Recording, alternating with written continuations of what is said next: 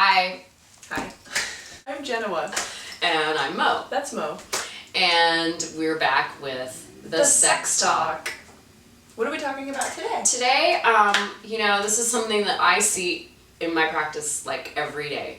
I'm with somebody and we've been together for a really long time.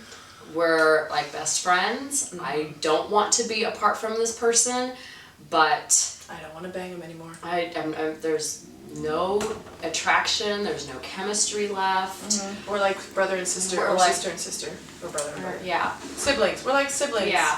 And then there's an aspect that I also hear is I feel a little stuck. I feel a little stagnant. Mm-hmm. So how do we remedy this in long-term relationships? I have one thing to say. Okay. In my experience, when I had that happen, there were underlying issues in the relationship that I was too young, too scared to communicate about. So I think my sexual attraction died because I wasn't communicating issues that I had. I wasn't being honest with myself. I wasn't being honest with her. Yeah. So that's one place to start looking.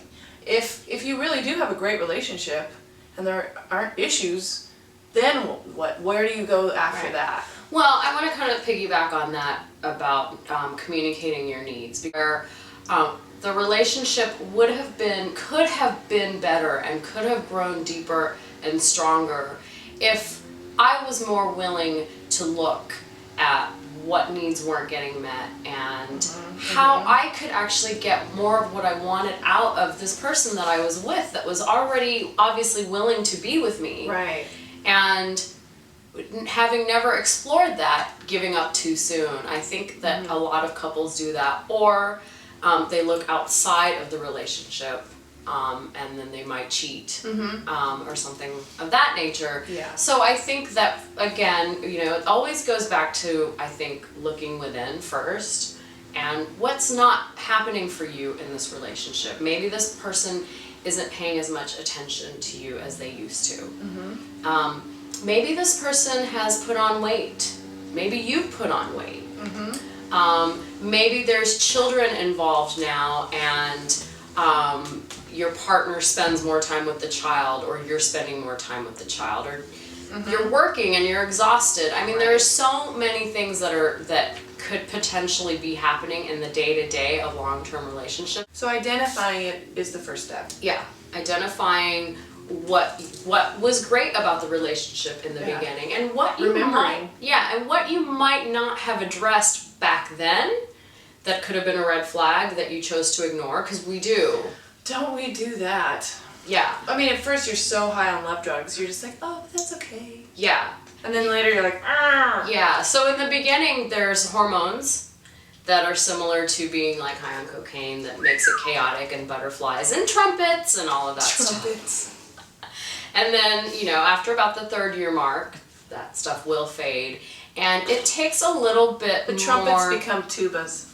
Womp womp. Yeah, sorry. And the butterflies become moths. So really take a look inward and find out what your needs are and try to find a way to tell your partner what they are and see if you can't work together to get some of these needs met. And buy some sex toys. Buy some sex toys. And, I'm a huge advocate for getting creative. Maybe opening the relationship up. Just maybe to see what it's like. I'm not saying it's for everybody. Yeah. Focus on the things that you do find sexy about your partner. Like, really, it can, when you've been with someone in a long-term relationship, you can just get so used to kind of being naggy and like, oh my god, I hate it when he does this and then. But try to think of like, well, actually, I really love this about him, and focus on the stuff that you love, and that can bring up a lot of more of your heart and your woo down here into it too. And remember, if there is some need that you're not getting met, your partner is also feeling the same way. You guys are in the same boat together. You're just not talking about it yet. You're just not talking about it. That they're not going to be as willing to meet you where you are if you're not meeting them where they need you to be. Yeah, and if they haven't kind of come around to having that conversation yet, they might be really grateful that you did. That you had the balls to start the conversation. Yeah. And just know that some of these conversations, we're not saying that they're easy to have. In fact, a lot of them are really difficult to have, especially if it's like the elephant in the room that's been there for many, many years and no one's brought it up. Yeah. It might not end well, to be honest. These conversations don't They're always end so well. difficult to have. So it's It's- understandable people don't want to rock the boat. It might be worth going to a therapist to have these hard conversations because, you know, the therapist will force you to hear each other. Right. You know, they will call you on your shit and they will call your partner on And your shit. just, you know, this is just a conversation. Anything that you talk about today does not have to mean that it's written in stone. Just because you're feeling dissatisfied today does not say anything about your partner. And if we just remind each other, I'm just sort of thinking out loud, I'm exploring my options, I want to be open and honest and clear with you. I don't know what the answer is. I'm trying to find it and I'm trying to help you find it. I'm just thinking about these things and I want to talk about them with you. Yeah, just thinking out loud, I want to share with you. It's just a conversation. Yeah. So Don't be afraid to have the hard conversations because on the other side, that's where the meadow is. Oh, that's so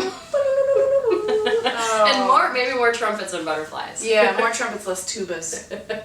Yeah. The sex talk. The sex talk.